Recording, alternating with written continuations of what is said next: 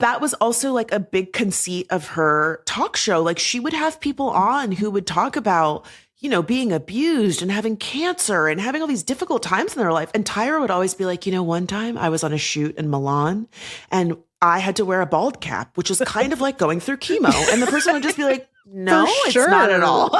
It's not like that at all. You know, the road to hell is paved with good intentions. Yes, and Tyra's hot ice cream. The road to hell is absolutely paved with Tyra's hot ice cream. That's so true.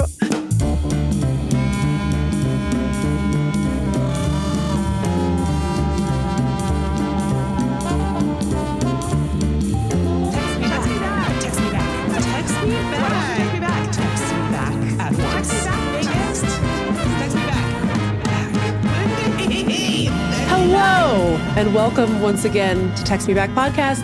As you know, the only podcast. I'm Megan Hatcher-Mays. And I'm Lindy West. You can't say that today because we have a guest who also has a podcast. Oh my God, this is so awkward because I think I did this once in front of someone else who has a podcast and we had to be like, there, technically, it's okay, just kidding. There are other podcasts, but you and I both know. There are technically two. Anyway, we have a special guest. Unfortunately, for our listeners, we won't be spending the next 30 minutes introducing the show. We're going to get straight to our guest. She's very illustrious and it's very exciting to have her. Lindy, take it away. Yes, this person is very special to me. I have recently been taken under her wing to learn how to be a social media influencer / superstar. You know her, you love her. Her name is Franchesca Ramsey. And she's right here. Welcome to Text Me Back Podcast, Franchesca. Oh, that was a delightful introduction. Thank you so much. I love you being under my wing. Yeah. It's beautiful. I love it too. Sometimes I'm like, how many times a day is too many times to text Franchesca for feedback on my video that I made? Like I love it. I love how game you are. It's really refreshing. And I wish more people had that approach to like trying something in a new creative space. You just have to be willing to play. Well, I love school and I want the teacher to give me an A on my project. And you're the teacher. Will you tell us a little bit about yourself? Because sure. We hate to just read a bio. So tell me your favorite things about yourself. Well, I've been changing my introduction to say I'm a sometimes TV writer because the state of our industry is such that I would love to write for TV more often. But it ebbs and flows as most industries do. But I'm also an actress. I'm a producer. I've been a content creator for 20 years, which is like wild to say. And in this new phase of my career, I'm also doing some consulting, which is how Lindy and I reconnected to start making content ahead of her new book out March 10th, Adult Braces. And so, yeah, it's been really fun. And now I'm doing some consulting, like actually at a social media marketing agency. And I'm working with a few other freelance clients. And it's great. I feel like it combines all of my skills in like the film and TV world, but in like a more tangible, fast-paced, practical way, which I really, really like. Can I ask a meta question about social media? I feel like I'm definitely falling for the fear mongering about social media, but I'm wondering if I should be falling for it. Like, is it as much of a cesspool as I think it is? I mean, and I'm also wondering too, because there's a lot of like concern. I don't know if it's concern trolling or it's actual, real, genuine concern about like, is social media turning our nation's boys into fascists, or is that like overblown? Yeah. Or I guess that's like definitely happening. That's real. That's regular blown. That's the normal amount. I mean, you've been influencing social media-ing for like 20 years. Like, how is it like more grim now, or like what are the big differences, do you think? I think the big difference is that we understand the power of the algorithms in a way that we didn't before. And there are people that are making decisions about what it is that we see in order to fulfill whatever their whims are. Like it used to be that you could go on YouTube and you would watch one video about crafting and then it would serve you more things about crafting and similarly related interests. And now the algorithms more and more seem to start pushing you towards more extremist content. Like just after one watch, suddenly you're getting hit with like hate speech and AI generated pornography and just like there's just so much crap. And unfortunately, the Mark Zuckerbergs and the Elon Musks, like they are controlling these platforms in a way that is very manipulative. Mm-hmm. So why are they doing that? Why? What's the problem? You know, I think the biggest revelation, and I'm going to put Sam Altman, the CEO of OpenAI, in there, is like a lot of powerful men are just fucking losers. Yeah, dude. They're losers. And like, look, the Epstein files came out and it's like, they didn't even want to fucking hang out with Elon Musk. Do you know how much of a loser you have to be for a bunch of pedophiles to be like, don't let him come hang out with us? His vibe is unsettling. Exactly. And so it's like, these are people who, and Elon Musk is a perfect example. You are very, very wealthy. And it is very clear that he is really bothered by the fact that people don't like him. He wants so, and I put Donald Trump in there too. Oh, yeah, right? totally. Like, these like super thin-skinned, insecure Mark Zuckerberg. If you have not read Careless People, it's like this fascinating memoir about a woman who worked in public policy at Facebook. The things that she reveals about how insecure Mark Zuckerberg are, like, you know it, but then to hear it, you're like, these are really powerful men who are using technology in this way because they're fucking losers. Sorry, do they want me to come over and be nice to them? I'd be happy to. Can I come over? In exchange for like a free-flowing democracy? Absolutely. An afternoon of laughs. Yeah. Yeah. It is like, it's cliche to say, but like dudes would rather like wreck our world than just go to therapy. Like go to therapy and just like leave us alone and like yourself. But yeah, it's a lot of people manipulating the internet in order to feel powerful. And for better or for worse, the internet has always been like an awesome place for me. Like I've met so many people. I met Lindy through the internet. I've made some great friends. And so I'm of the mind, like, we need to stay here and like fight against the bad guys and make it a positive place. Yeah. That's nice. So how are Lindy's videos breaking through with all that said? Oh my God. Okay. So Lindy is such a great student. She's so like gung ho. She really is like it, you know, I've worked with a lot of different people and like and Lindy, you probably have had this experience too. Like when you work in the writer's room, you're always getting notes and you're always getting feedback. And it's hard when you've worked really hard on something and then someone just comes in and says like, no, do it this way. Or they pitch you something that just feels totally out of left field. So it's really nice to be working with someone who's just like open to trying stuff and like not being too precious and being silly.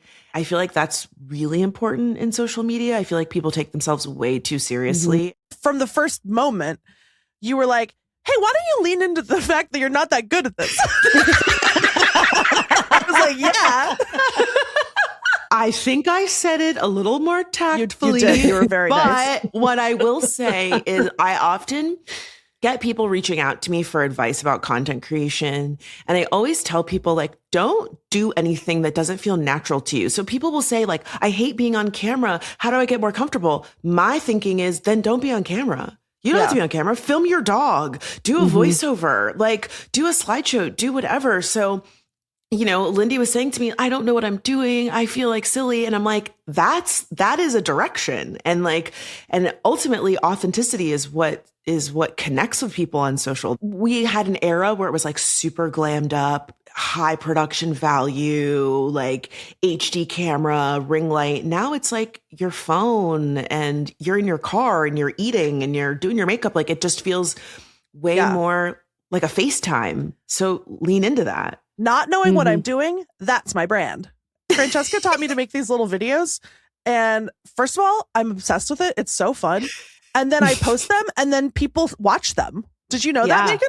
Yeah, some of them are doing numbies. Yeah. It's crazy. I'm too hungry for the attention. So I often will like post something not at the right time. Like I'm not very obedient to the algorithm. And so sometimes I tank my own engagement, but that's okay. I'm like, ooh, I want the attention. I'm going to post it right now. Then I don't get as much attention as I could if I just waited.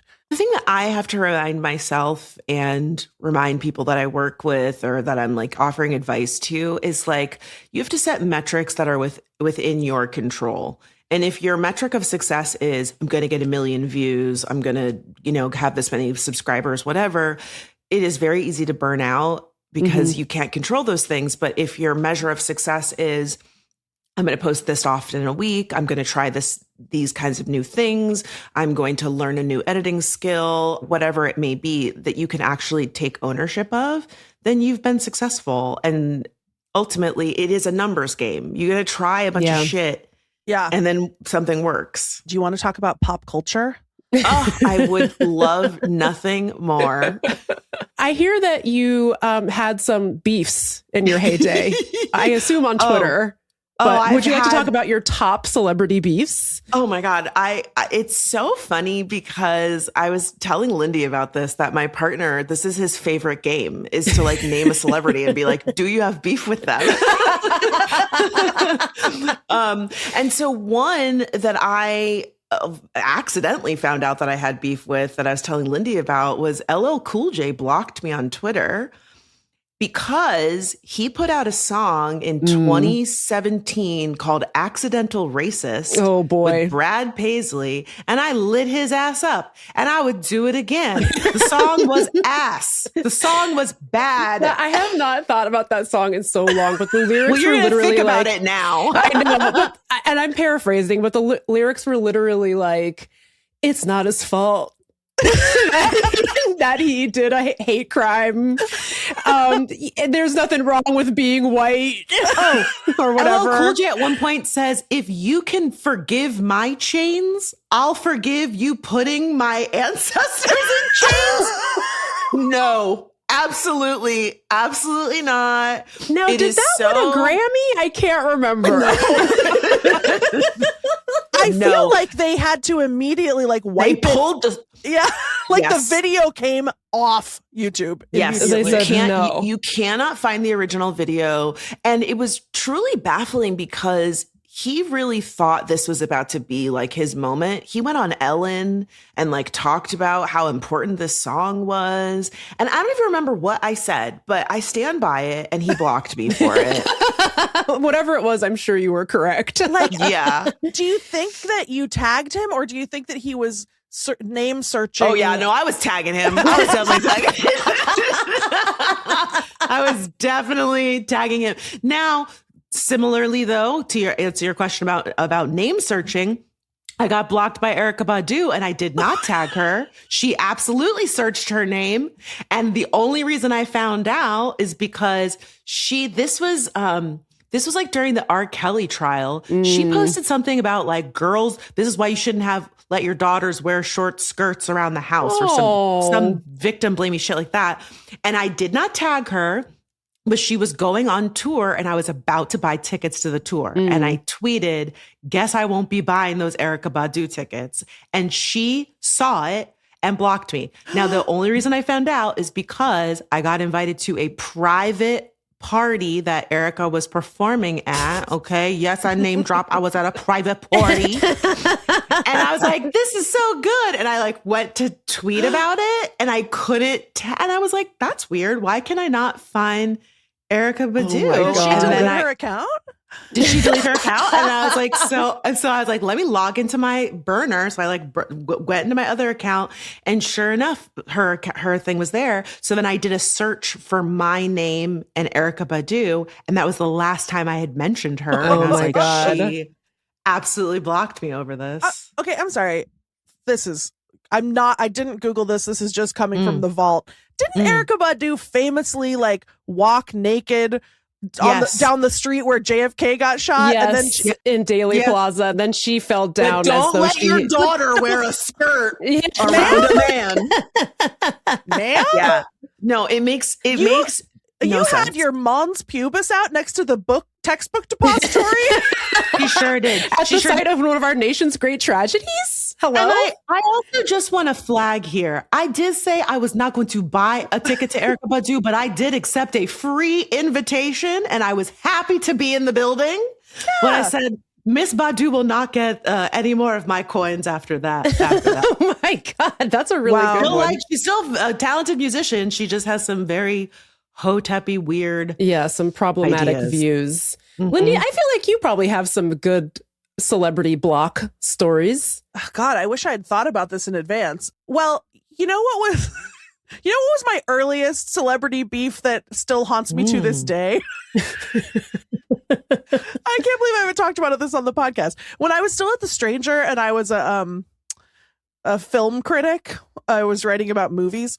I wrote a viral review of Sex and the City 2 that was very mean, very problematic, actually.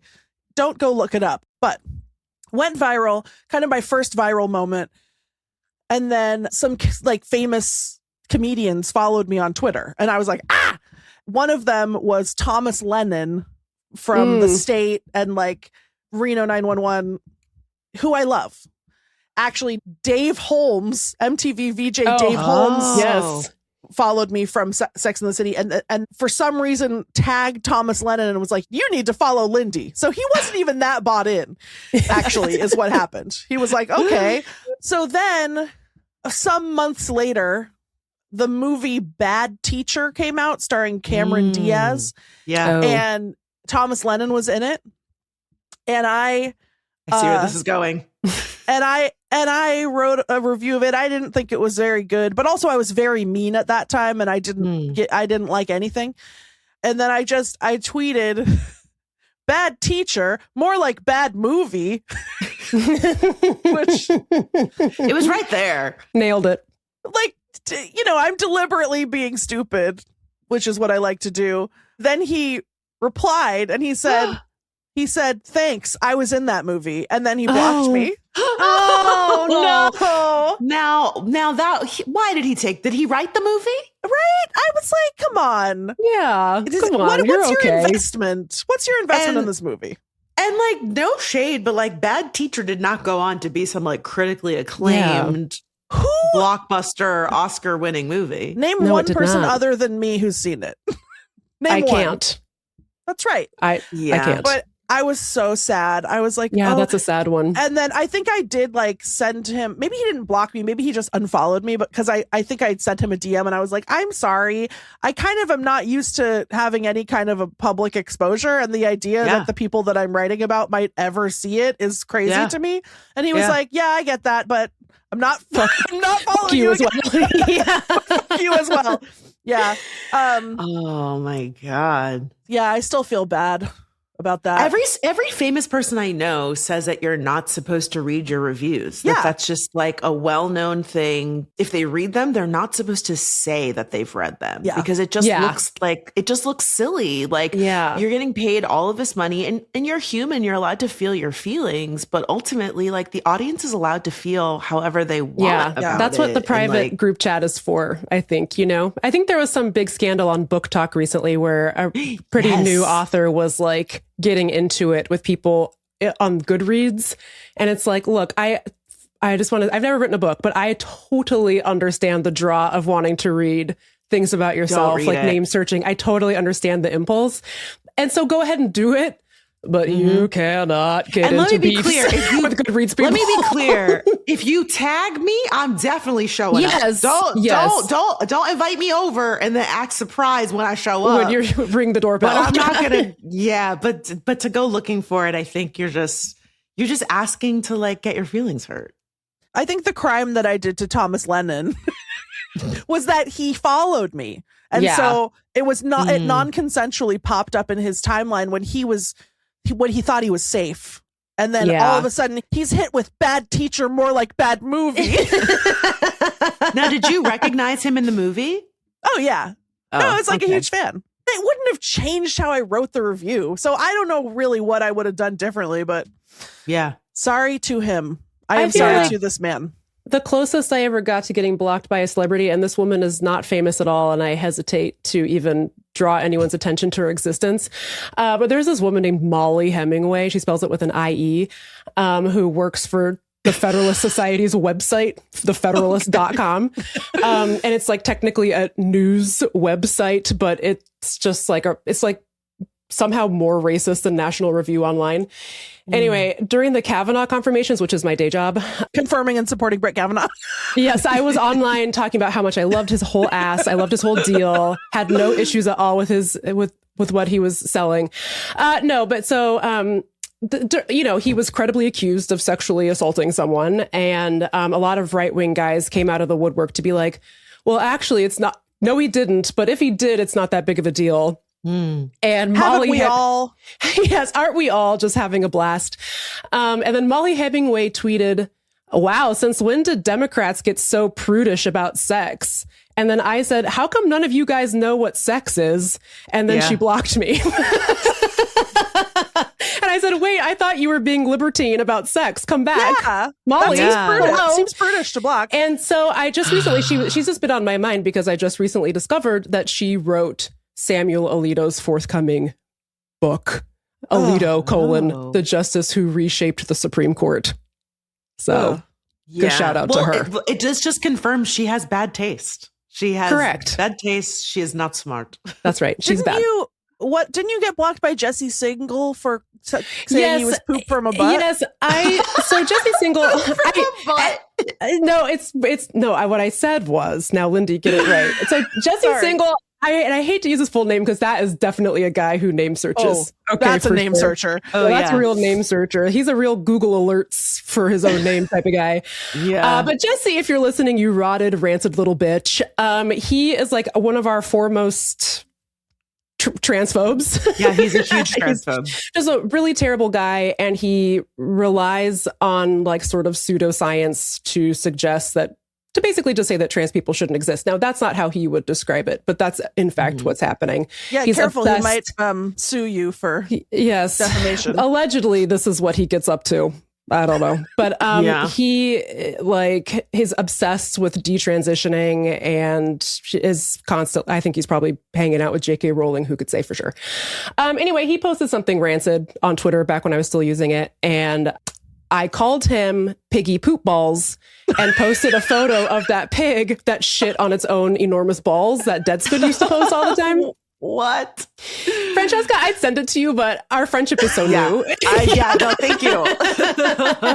So maybe later. But I think I think you could envision kind of what I'm talking about. But like the poop came to rest on the pig's enormous balls. And so I sent that to him. And then he quote tweeted me and the picture of Piggy Poop Balls and me calling him Piggy Poop Balls by saying something like, Megan Hatcher Mays runs in rarefied airs like circles in DC, and she's a leading expert on democracy issues, hobnobbing with some of our top elites in the Democratic Party. And this is how she talks about people online. And I was like, damn, I wish I was living that life. Like, I wish I had Chuck Schumer's ear, but no, I'm just calling you Piggy Poop Balls online. But he didn't block me. That's just, I mean, like, say all those things were true. Like, it's not insulting to just state facts. Chuck Schumer doesn't care what I post on Twitter, just for the record. Also, Piggy Poop Balls is like an average day in the White House press office now. Right. Like, correct. Piggy Poop Balls is mild. If anything, you were ahead of your time as a statesman. Yes. Thank you. I think. I was a visionary, you know? Yeah. But yeah, he was really hitting you with the so much for the tolerant left because you said Piggy Poop Balls, which I hate the so much for the tolerant left. I have never described myself as tolerant ever. Yeah. And it's just like, where do they get, like, is there a group chat or something that they're all using? Because they all have these similar little turns of phrases that they just pop out. And then it's like, I won. To answer your question, yes, they do. I don't know if it's actually a group chat, but yes, there's like this whole network of right-wing actors that really do. Here's what works so well on the right that the left has not figured out yet. Like, Democrats, as a general rule, don't say something publicly until they've message tested it. Is this going to resonate? Are people going to respond well to this? Is this a salient point to bring up? You can have an opinion one way or the other about whether or not that's a good idea. I have mine. Right. The right, on the other hand, has a million different megaphones that they can just go out and say stuff to. And so they're message testing in real time and getting feedback in real time about what messages work and what messages don't. And because they have so many different outlets where they can test this out, it works for them. So they're already saying stuff while our side is like, oh, should we? I don't know. Do we have any polling on whether or not this is a good thing to say? And so then they coalesce around what is like emerging as like a good narrative. And then they do all just start saying the same thing. So the tolerant left must have been something that somebody said it worked. And so they all got the memo, like a literal memo probably that told them to start saying it. Remember when they were saying, let's go, Brandon? It's like, guys, this is not funny. This is not funny. This is not smart. I saw a really funny stand-up clip and someone yelled, let's go, Brandon. And the comedian was like, what does that mean? And like, he was asking the guy to explain it. And like, you could hear as he was explaining how embarrassed he was by how dumb it was to explain. It was incredible. I don't remember who the comic is, but I feel like he was just like, oh, okay. It's like a dumb thing you guys say. Okay. Like, oh, it's not anything at all. Oh, it's not anything. And then Nimesh Patel is who it was. Oh my God. I'm remembering. Let's Go Brandon was really embarrassing. Yeah. I saw there was like a New York Times article after Joe Biden dropped out of the election and Kamala Harris got the nomination. And it was about somebody that owned a Let's Go Brandon store and how like how Joe Biden dropping out had like killed their business and they like couldn't sell any. They couldn't sell any Let's Go Brandon stuff. And they were trying so hard to like come up with a meme about Kamala Harris, but like it was really hard because they couldn't do it without being racist. Yeah. So, like nothing was catching on. Oh my God. So funny. That's so sad. I'm so sorry. I'm devastated guys. for them. Yeah. Yeah. Okay. I hope you learned everything there is to know about social media. I feel better about it. Thank you, Franchesca. You're welcome. We're going to take a quick break. And then when we come back, which celebrity is wearing a lace front beard wig? Stay tuned.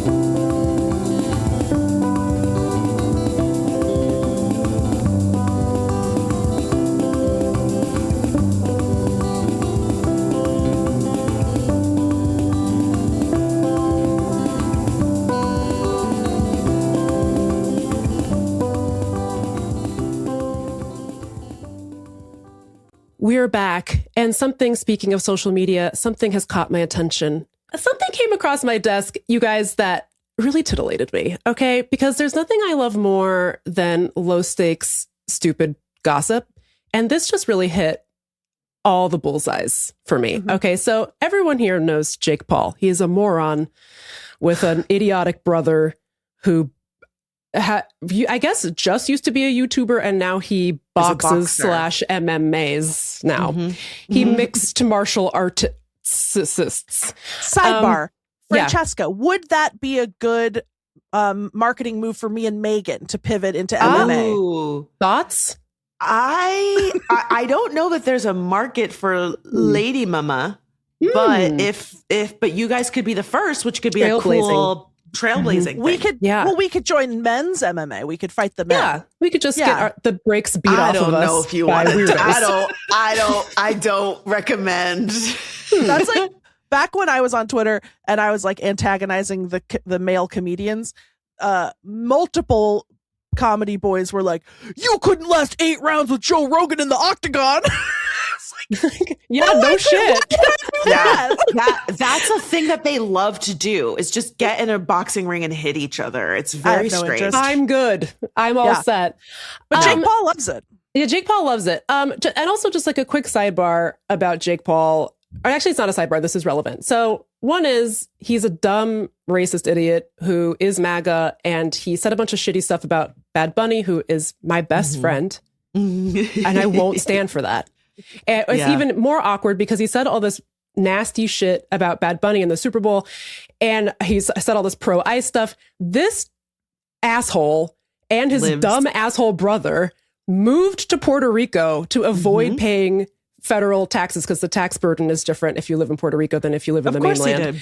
And I'm like, Now, if I'm a Puerto Rican, am I going to let him live peacefully on my island? I don't think Better so. not. So let us know if you spot him in San Juan. Get him. Get his ass. They were also arguing publicly about whether or not Bad Bunny is an American citizen. Right. And it was like, you live there. What you the fuck? live there. Did you show your passport to get in there? Or no, not? you did not. So the best thing too is like, so then Jake, at least, who's also a stupid idiot, but he at least had the presence of mind to be like, I love Puerto Rico and the people, because he's like, I don't want the smoke, right? Because yeah, you're mocking. But also, I guess beloved he's son. doing something with like, I heard that it was because he's doing something with WWE, and WWE has been courting Bad Bunny. And so like they're trying, he's just like, I'm not going to mess up my check, you know, like he still is very much like the lesser of two evils. Like he sucks.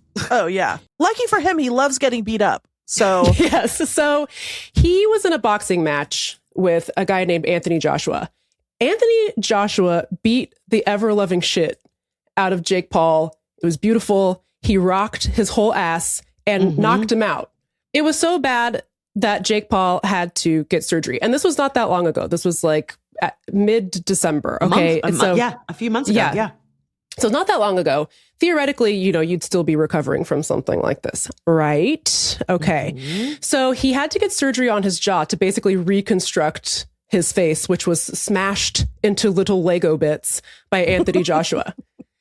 Then, not even like a month later, he's giving an interview and he has a full beard still. He had a full beard in the fight and he still has a full beard. Not like 5 Day Shadow, a beard, okay? And his face is still a little bit swollen and he's got a really long, flowing like lumberjack beard. And the internet's like, that's curious. Is it not? Because he's talking about how he just had the surgery a month ago.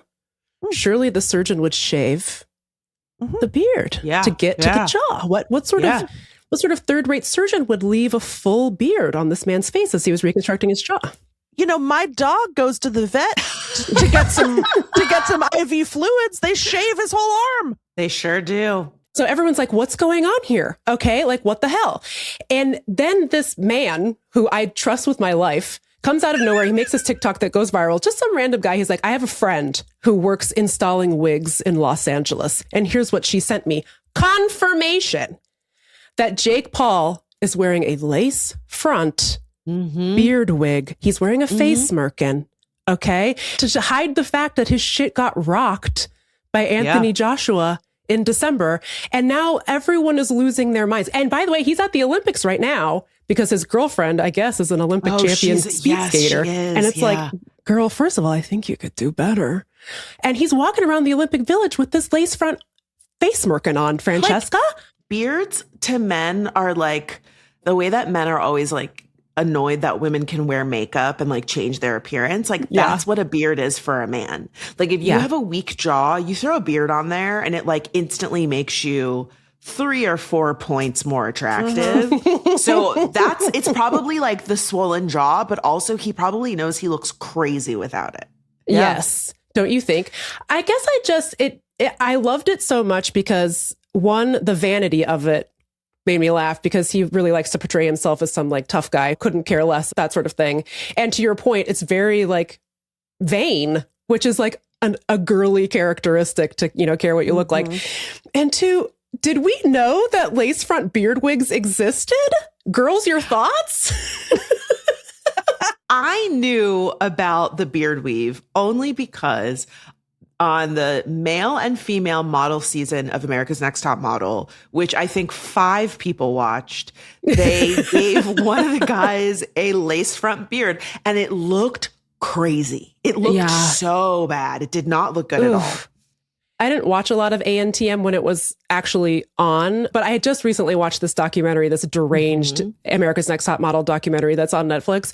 And they showed the lace front beard wig and I was like, oh my God, I was just thinking about these things. This is so insane. But I will say, I kind of feel like Jake Paul's looks pretty good. Like you can't, unless you were looking for it, I feel like you can't really tell. It's been a significant amount of time. I will say like the wig technology, every year they just get better and better.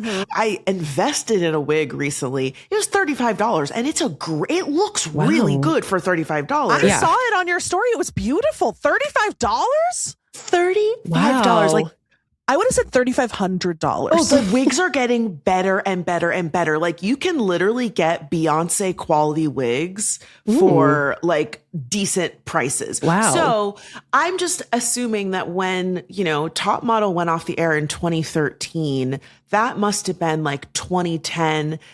Yeah, the technology. wigs have come along. The technology's come a long way. Yeah. And again, the Top Model budget, if you watch the show, you could tell the budget is not that high. It was 5 UPN dollars.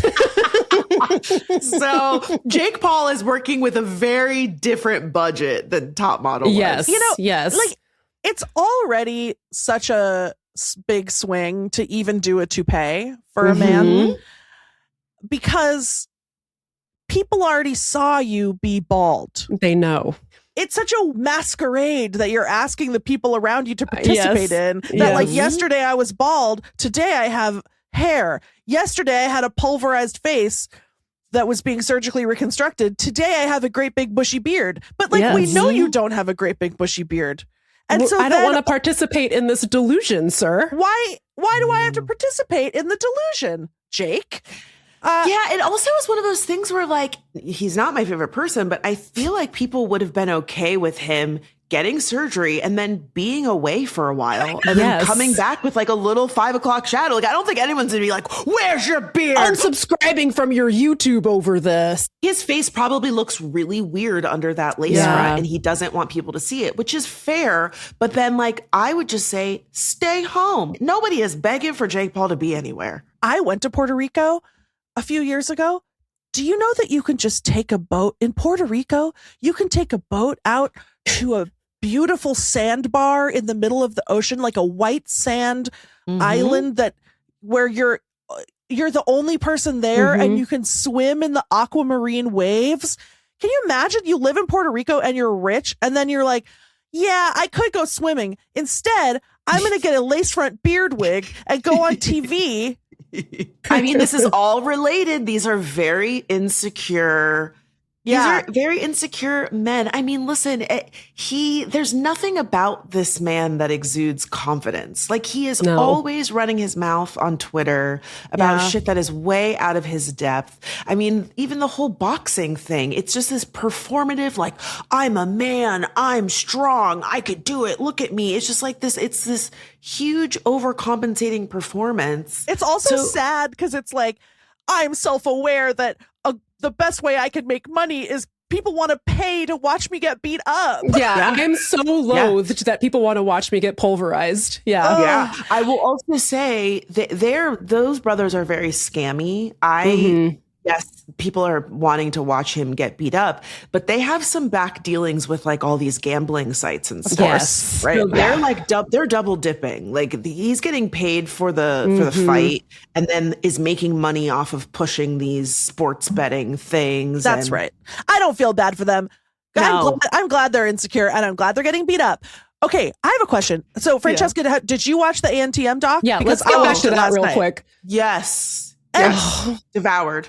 I have hated Tyra for a long time. Well, I mean, I find her fascinating like a big scary spider. Yeah. She's a freak in the head. Her ideas are crazy. Everything she does is like weird in a caliber that like Trump alone can equal. Yeah, like, that's so true. She's very weird. Like she is from another planet. Yeah. And I think she's a good businesswoman. I think she's very ambitious, but I think she's ruthless and a bad person. And I think that which I would argue is part of how she's become so successful. Is she is so driven and she is so cutthroat. She will do anything to like get ahead and keep her name in everyone's mouth. Do you think that Tyra is insecure? What's driving her? I don't know that she's insecure. I think she just is not very self-aware. I don't think she sees herself the way other people see her. because, you know, being vulnerable and admitting when you make a mistake goes a long way. It's not going to erase the mistake, but it is so rare that we see people be vulnerable and say like, hey, I fucked up, that like, it's really refreshing when it happens. And it's baffling to me that 20 plus years since the show premiered, she had not ingested any of the feedback in order to string together like just something that sounded like, you know what, I've heard what you guys have said. Instead, she was like, when you get called out, I hope you learn too. Because we all need to learn. Like, I know. What are you talking about? She had such a bizarre affect, but that's also like her. That's Tyra, right? But just watching that documentary, I mean, like my first exposure to Tyra was she was Will Smith's like childhood girlfriend on Fresh Prince, right? Fresh Prince. And I thought that she was just a normal, beautiful woman.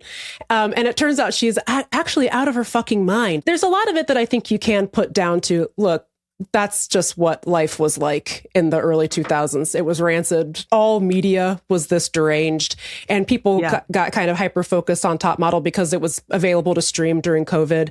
But with that said, some of the stuff they were having people do is actually fucked up for 2004. You know what I mean? They were like working people till they passed out. The race switching was deranged, and they did it twice. The stereotypes. I feel like that was the thing that the documentary didn't really talk about. I will say I hosted a podcast for Audible called We Were All Rooting for You. And it's a deep dive into Top Model. So I know way too much.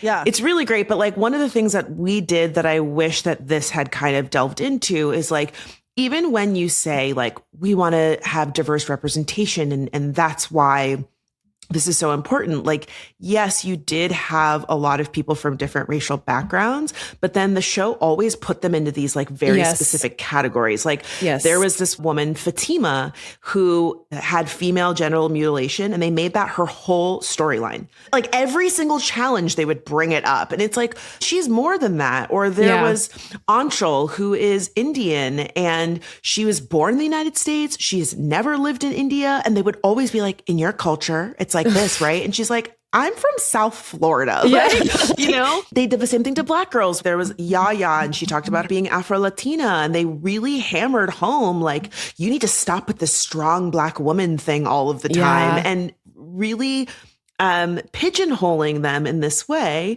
While Tyra was saying she was making this show to like show diverse beauty and show the beauty industry. It's like, but then you did all of the same things that they did. She really wants credit for a lot of the stuff, and she doesn't want to take any of the blame for the stuff that came along with it. And I am kind of grappling with whether or not I think she went into Top Model with good intentions and it just kind of fell apart, or if she went into it not really caring that much. I do think she genuinely cares about representation. It seems like she really wanted the show to be diverse. I loved the part where they're like, she almost got into a physical brawl with Les Moonves over casting a Latina girl. And I was like, now that I like, that's fun. But Netflix, if you're listening, televise that. Televise that, please.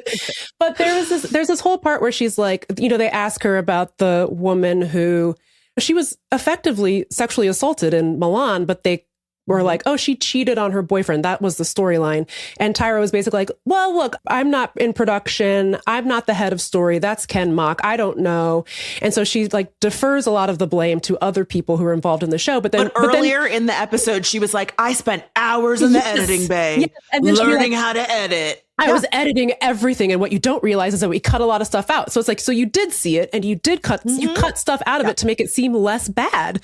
But she also wants credit for being like, I edited the show in such a way that it was a net positive for women of color everywhere and for curvy women everywhere and for plus size models. Like we kicked the door down. For size 8 women everywhere. Yeah, for at most size 10. Or she'll be like, you know, well, I got into it with Janice because Janice was always calling people fat and I didn't do that. Meanwhile, it's spliced in with footage of her being like, her ass is too wide. Next time you get a burger, take the bread off. So she was like actively participating in it. And then by like cycle 9 or something, she's actively just saying, well, look, I don't like it, but it is the way that it is. That's what the industry is like. I think many things can be true. I do think she wanted to do something positive, and she did do some positive things. I think that the show opened a lot of doors for a lot of people. A lot of girls from the show, whether they're in modeling or just in entertainment, tangentially, are still working. Like I think about Isis, I think about Yaya, I think about Eva, Winnie Tokara, Harlow is super Winnie famous. Harlow, Niall DeMarco, who was the first male winner, who's also deaf. Like a lot of people went on to have careers, but there are more people that didn't. And they treated a lot of people badly. And I think the network is at fault. I think producers are at fault, but I think Tyra is at fault too. Yeah. And that, you know, the road to hell is paved with good intentions. Yes. And Tyra's hot ice cream. The road to hell is absolutely paved with Tyra's hot ice cream. That's so true. I was just talking to a friend of the show, Ronald Young Jr., about this. And he was saying, I'm sorry, I want to like them, but Nigel and the Jays are complicit. And I was like, technically, yes, but I don't care. Tyra did it. I don't care. I don't know. I found myself granting a full pardon to Miss J in particular. I was like, at least Miss J. But like, I mean, you can feel that Tyra had a real like death grip on Jay Manuel's psyche. He thought she was his best friend. So like, it doesn't excuse abusing these women. No. But I want to say, here's a piece of evidence as a lawyer. Exhibit A, that Tyra is the villain. All this same weird shit carried over to her fucking talk show. Yeah. Oh my God. Which was psychotic. Yes. The fat suit? The fat suit? The fat suit? Is that where she pretended to be homeless for a day, or was that America's Next Top Model different also? episode. Oh my God. Different episode. But she went out in a fat suit for a day, comes back to the studio, has actual fat people on. Tyra cries about what a bad time she had being fat. Then the real fat people comfort her. Oh. Yeah. Like, yeah. And then not to mention, she makes Shandy come on her fucking talk show so she can re-traumatize her. Like, the most charitable reading is she has absolutely no moral, like, she just doesn't understand anything. No. She has such very little self-awareness because you know, her crying after being in a fat suit that she got to take off. Right. You know, she had like a smooth 45 minutes. And also people were looking at her weird in the store because they were like, why the fuck is that woman wearing a fat suit? Like, she and she had like this terrible prosthetic on. Like, no one was treating her badly because she was fat. They were treating you badly because they were like, she's got a camera crew and like a lumpy sweatshirt on. Like, what is she fucking doing? Why is international supermodel Tyra Banks dressed like that? I don't understand. But that was also like a big conceit of her talk show. Like, she would have people on who would talk about, you know, being abused and having cancer and having all these difficult times in their life. And Tyra would always be like, you know, one time I was on a shoot in Milan and I had to wear a bald cap, which is kind of like going through chemo. And the person would just be like, no, it's not at all. It's not like that at all. She is absolutely not equipped to deal with anything with any stakes. She's not qualified to have those conversations. And yet she put herself in a position to have them constantly. And I think it was a bloodbath for years. And so that's why I acquit the Jays and Nigel.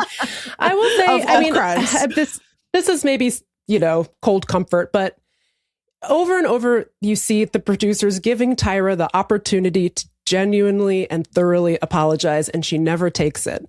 At least to Nigel and the Jays' credit, they do. They do at least say a lot of this stuff doesn't hold up. I felt bad about it at the time. I didn't say anything. That was bad. That was wrong. I feel like they are at least attempting to take some accountability for their role in it. Whereas Tyra's like, I want my legacy to be hot ice cream. Meagan, also, by the way, that whole thing where she's like, I graduated from Harvard. Girl, that was an online course. Yeah, you had it's not a real degree. Oh, God. Meagan, you said something yesterday that I thought was apt. You and I watch a lot of Dateline, a lot of true crime TV. And you were like, you said, this is so, to me, this felt exactly right. Tyra's interview feels like footage from Dateline of like a serial killer in the interrogation room talking to the cops who like thinks they are smarter than the cops. Smarter. And she thought she could outsmart the producers, and you can see right away that she can't. Immediately. Yeah. It's so surreal to watch because she's really good at the non-answer answer and using a lot of words to just not say anything, and also like talking in this way that makes you think she's saying something really profound, right? Right? I'm chilling even to see you do it. I know. Like, what are you? Do you think this is working? I feel like a lot of politicians do that too, and it's like they're kind of doing not an impression, but it's like they picked up on like what successful public speakers do, which is sort of, and it's also like a little bit churchy, right? Where like preachers will put emphasis and like to really tell you something like, this is the part that is important for you to know. Like Obama was really skilled at this. Lots of preachers are really skilled at this. And so I think a lot of people who are cuckoo bananas are like, well, if I just talk like that, it'll sound like it's really important, even though I'm not actually saying anything. And I think she's like a perfect example of that. You know who else does that? You know what else does that? ChatGPT. ChatGPT analyzes what smart people sound like. It's like taking this very superficial read of what is making someone sound smart and then just like transmuting it onto whatever you're saying. And it is just, it makes my blood boil. I want to say something delicately because it's maybe not my observation to make, but there's something about the way that Tyra code switches in that documentary that is so gross because she does it when she's trying to dodge the racism allegations.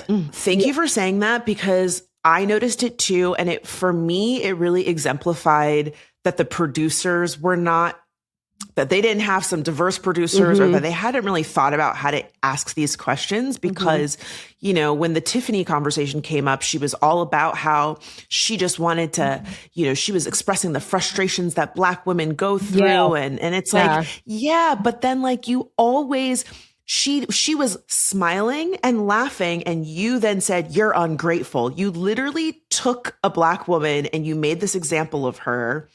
And you always did this. You cast Robin at 26 and then was like, she's too old. She's too big. You cast Tokara as a plus size model. And then you guys don't give her any clothes.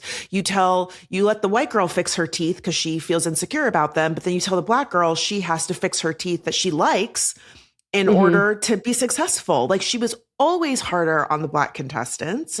And so then for her to be like, yeah, all of us, we all need to, I'm going to be there for the Black girls. It's like, oh, girl, please. She would, like regularly kind of adopt that affect when the racism allegations were coming up. It's so interesting that you brought that up because I didn't clock it until just this moment where she was really like that's a shield too, to be like, you can't accuse me of this because I'm part of it.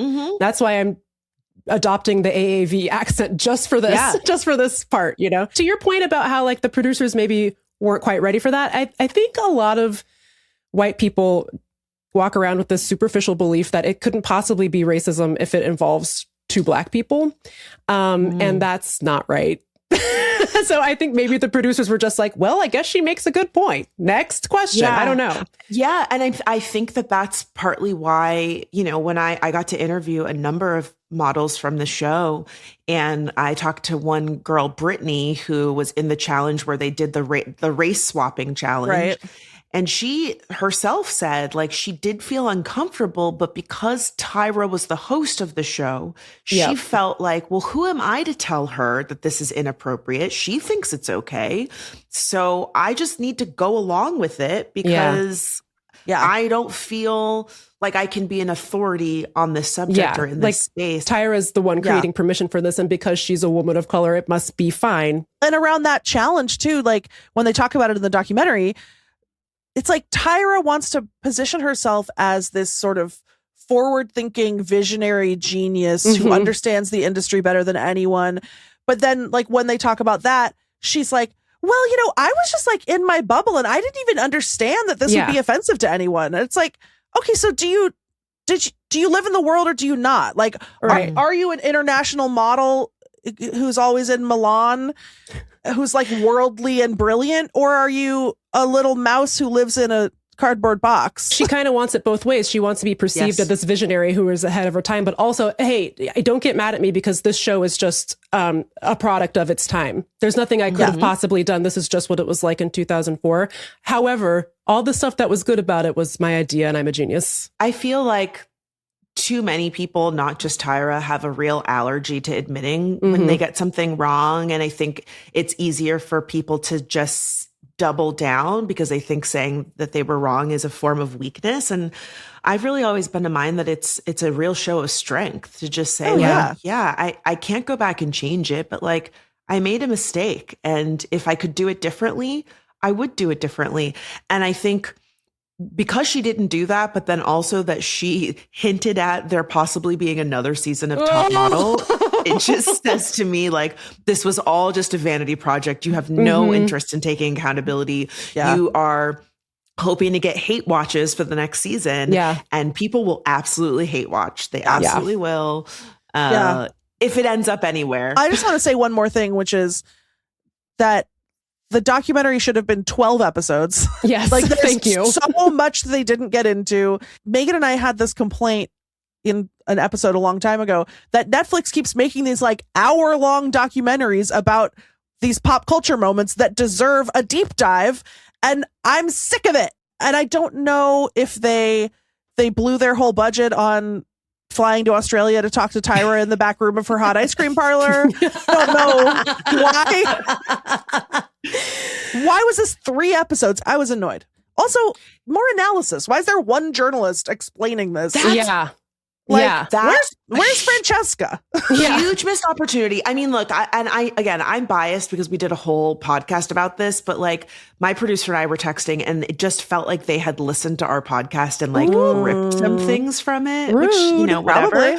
But like one thing that I think we did a really great job of is we had pop culture critics. We had someone who was a specialist when it comes to eating disorders.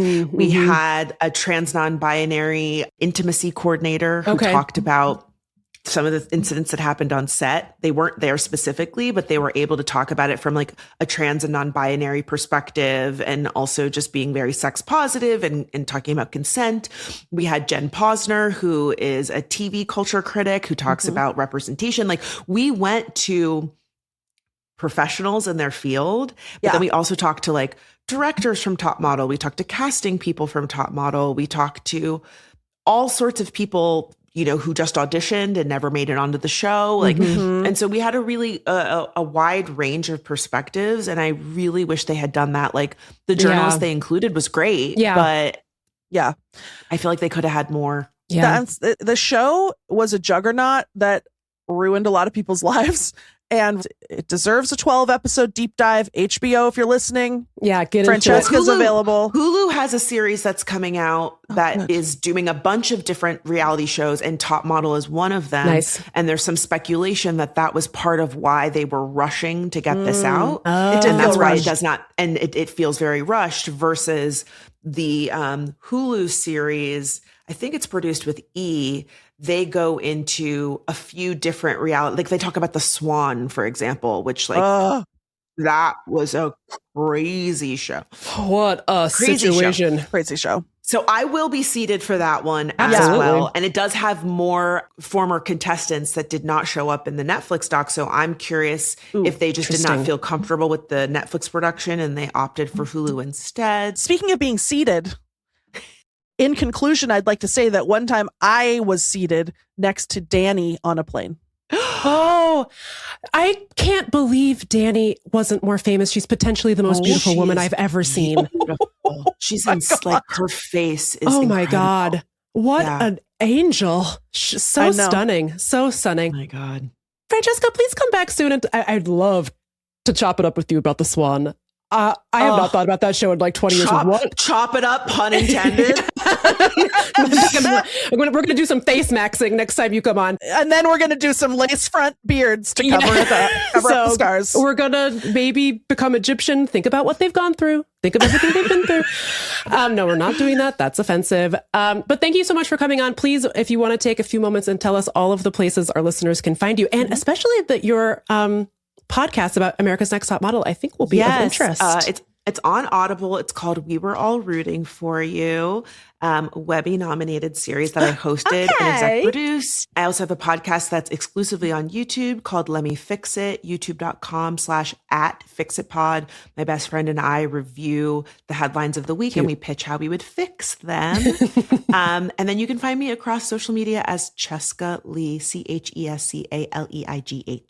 Amazing. This was such a delight. Thank you so much for taking the time to chat with us. And I am willing to acknowledge that there is at least one other podcast and it's hosted by Franchesca Ramsey. Oh my God. Thank you for all of Lindy's book sales as well. Oh my God. Yes, I would be remiss if I didn't say Adult Braces, Driving Myself Sane comes out March 10th, wherever your favorite books are sold. You can also go to adultbracesbook.com to pre-order your copy, and we will see you on tour. I'm doing the LA stop. You better be there. Exciting. I would be dead without Franchesca right now. I just have to say.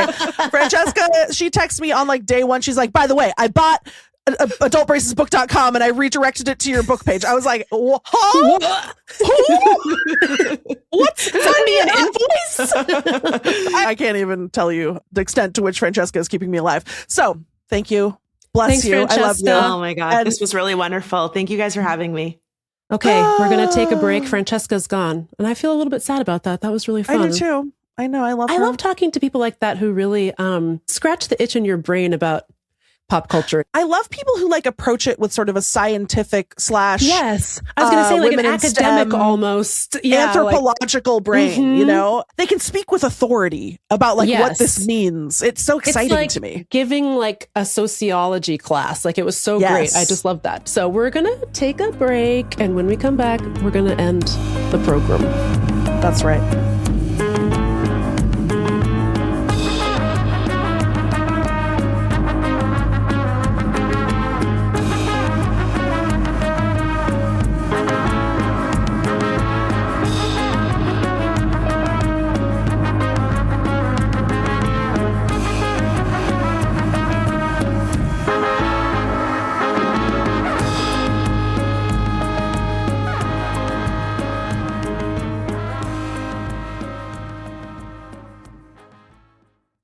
Okay, we are back. And before we end the show properly, I'd like to say something about tumbleweeds. Okay. Please. Because last week I was like, are tumbleweeds just a bit like, are there really that many tumbleweeds in New Mexico / Tucson, Arizona? And the answer is yes. We got a lot of emails and phone calls. That turns out tumbleweeds was the thing that people latched onto last week. And I want to read one of them because it was really funny. Sorry, I should have had it ready.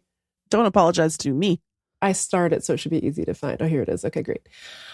Apparently, these fuckers are blowing everywhere. And I guess they like explode really easily, and they explode like kind of violently and can like ruin. There's one person who wrote in who was like, I hit one with my car and it punctured my radiator. And I was like, what? What do you mean? But anyway, like, probably a dozen people called or emailed to be like, tumbleweeds are legit. They are a scourge on this earth. They are real. They're blowing here and there and everywhere. And I was like, oh my God. So thank you for letting me know. But one person wrote in, it's not a bit. I live in Tucson and tumbleweeds are everywhere during certain seasons. Not in the city as much because there isn't much natural foliage, but sometimes the freeways and rural roads are littered. The plant is called wind witch. Parentheses, I think it's actually, witch. I know. Parentheses, I think it's actually some type of thistle. And the plant breaks at a small perforation at its base once it's ready to seed. And off it rolls, intrusively spreading its highly invasive seed like a much more appealing Elon Musk. That's a good joke. Also, and parentheses, trigger warning, snake death. From my kitchen window, I've watched a roadrunner hunt a rattlesnake, slam it onto the rocks until dead, and then swallow it whole. Meep, meep. You know what? I don't need a trigger warning hashtag snake death for that. Like, that's called the circle of life. Yeah. And this podcast is pro snake, but it's also pro roadrunner. So meep, period. And that's on period. You know what? You win some, you lose some. Oh, you know what I'm saying? Megan, yeah. Also, I thought of a new slogan for myself, a new motto. Yes, go on. Sex negative. Sex negative. Snakes positive. Buy our merch so we can produce that as a t-shirt. Get into it. You know they would buy sex negative, snakes positive. They would eat it right up. Like that woodpecker ate the rattlesnake. What roadrunner? Wallflower. Meat, baby. What the fuck? What's it called? Roadrunner. Witch. No. Roadrunner. Thanks for listening to our show. Next week, we want to offer you a quick preview of who we're going to be talking to, because we're going to have a guest next week too. And in fact, it's two guests. Their names are Ella Hooshagen and Isolde Raftery. Isolde is a reporter at KUOW, where Text Me Back podcast got its humble start. Ella is a civil rights attorney in Los Angeles, and we went to high school with these two illustrious women. And they are putting together a podcast for KUOW called Adults in the Room. By the time you hear this, the first episode of this podcast will be out. So please go listen to it everywhere you get your shows. It's about our senior year of high school. And I'm sure you're thinking, who cares? Big whoop. I got news for you. You cares. You cares. Our senior year of high school was straight up fucking insane. Like, it just was really insane. We had 3 principals in 4 years. Our second principal, Dr. Al Jones, was removed from his position for an inappropriate relationship with the student. A few months later, a different beloved biology teacher named Tom Hudson was put on leave for a different inappropriate relationship with a student. So the podcast is about what happened there. Ella and Isolde are working through a lot of like their role in reporting the story as like members of our high school's newspaper, student newspaper. Yeah. And Lindy and I were lucky enough to be able to hear the first couple of episodes already, and it's a knockout. It's such a good show. I was in tears. I know I'm like kind of close to it, but I just thought it's so well done. I'm really excited to listen to the rest of the episodes. The story is insane, and they've just done a really great job with it. It feels really relevant, really connected to even the stuff we're talking about with America's Next Top Model. Like that whole era, late 90s, early 2000s, was so in retrospect, so scary. Yeah. And so dark. And I was listening to these episodes of Adults in the Room, and I had this realization, because a lot of it is about grooming and adults sort of having no boundaries with kids, and the ways that was normalized and excused. And I had this moment where I was like, oh my God, all of us were being groomed. Yes. To accept completely inappropriate, outrageous behavior from adults. Yeah. Yeah. There's also some bits about the teacher who was the faculty advisor for the student newspaper, who played a big role in like demonizing Ella and Isolde. He's also, speaking of like charismatic narcissists, had a whole cult of personality around him, myself included. I'm actually really excited to talk to Ella and Isolde about this next week, because this has really got me thinking about like my feelings about this teacher, and how much I really wanted his approval, and like how much of that was like him manipulating me. And like, you know, so it really casts that time of our lives in a really interesting light. And I think that's why I was so emotional. Like, you look at photos of yourself when you were 16, 17 or whatever, and at the time you're thinking, I'm an adult, I'm mature. And you look at pictures of yourself from back then and you're like, oh, look at this little infant. Like, she was only just born. She had no idea what was going on. And meanwhile, the actual adults are like throwing chairs, screaming at children, behaving in inappropriate ways. You know, it was really crazy. Because it wasn't just those 3 teachers that you mentioned. Like, I remember so many different teachers that were wildly inappropriate. Yeah. I remember my Spanish teacher having us learn the Macarena, and he would have like female students come up and essentially like give him a lap dance, like do the Macarena, right? He would sit in a chair in the front of the room, and he would have girls come up and stand right in front of him and do the Macarena. Yeah. You can't do that. You can't do that. And there's a lot of teachers, and this is not on par behavior wise, but there were a lot of teachers at Garfield back then who were cultivating these little cults of personality. And I think that was like, I think that was a way to protect themselves from like claims of inappropriate behavior. For example, like when Mr. Hudson got suspended and when our principal got suspended, people were like rallying in support of these guys because they built these little communities of like acolytes, basically. Now, there's a lot of teachers who are kind of doing that same thing. I'm not suggesting other teachers were engaging in Me Too behavior, but it's the type of relationships with students that I think a lot of parents would be like, what? Why are you spending time with my kids outside of school at this level? It's just weird now, you know? There was no instinct to protect kids. Yeah, you know? Well, it was just a bunch of adults who wanted to be fawned over. Like, speaking of insecure men, it was just like weird losers who wanted friends. Anyway, I hope you'll check out this podcast. The first 3 episodes that Lindy and I got to listen to are so good. I think they're doing really important work. And it's, I think, really kind of healing to hear Ella and Isolde heal themselves through kind of like the reporting of this show. So check it out. Adults in the Room, everywhere you get your shows. I hope it becomes the most popular podcast, and that includes Text Me Back podcast. It's so good. And there are 3 podcasts. Yes. Text Me Back podcast, Let Me Fix It, and Adults in the Room. Those are the only 3. That's what I'm hearing. Okay, and with that, subscribe to our Patreon, patreon.com/TextMeBack. And subscribe to Newsletter Me Back, newslettermeback.substack.com. And pre-order Adult Braces in hardcover. Adultbracesbook.com. And if you're a tumbleweed, reach out. I want to know what your whole deal is. You're weird. And yeah, I want to know, why'd you do that to that lady's radiator? Why'd you puncture that lady's radiator? What the hell, wind witch? That's why she did it. She's a wind witch. Yeah. Anyway, we'll see you next week. We love you so much. Goodbye. Mwah. Bye.